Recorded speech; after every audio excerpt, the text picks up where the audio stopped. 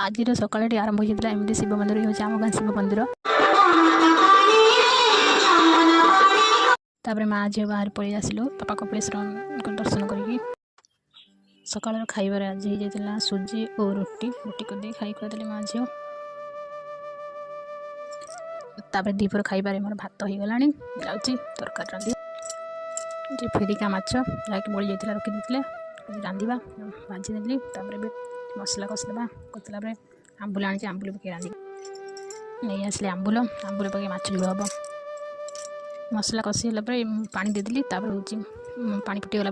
माछ आंबुल देदेली देसी माछ आंबुल ना भल लगे आंबुल दे खाले भल लगे मुझे सब आंबुल देकी कै जिते पर्यटन माछ तरकारी हो बाड़ी धनिया पत्र नहीं आसे अल्प धनिया बुणी थे जहाँ भी हमारे चलीज तुली नहीं आसे गच छिड़ला गोटे रखी बाली पछर करी एवं देखो ये तुली देती मोर हो